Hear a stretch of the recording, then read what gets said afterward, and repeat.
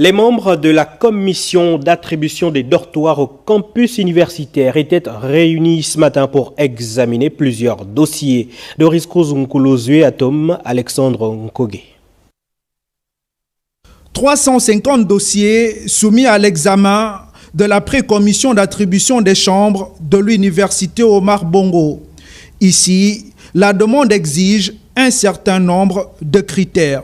Il y a d'abord le critère d'âge, il y a le critère concernant l'inscription dans un établissement universitaire, ça peut être dans une université ou dans une grande école. Nous prenons également en compte les étudiants vulnérables, les étudiants vivant avec un handicap.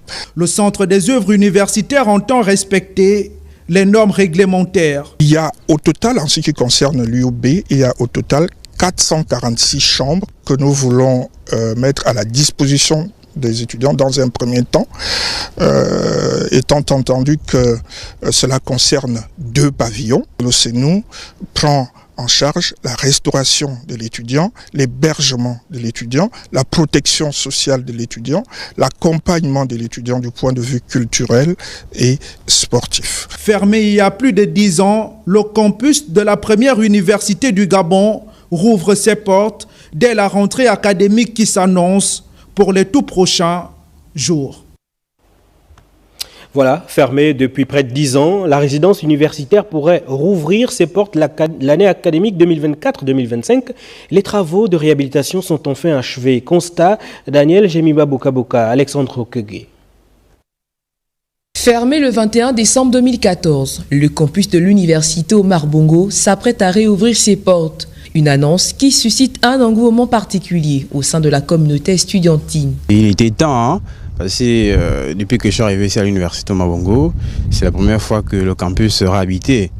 Donc, sachant que la plupart des étudiants de l'université Omar Bongo reviennent de l'intérieur du pays, avec les difficultés de logement que nous connaissons, qui sont encore plus criardes pour l'étudiant, c'est un soulagement. Ça nous réjouit parce qu'il y a beaucoup d'étudiants qui sont dans des conditions vraiment difficiles.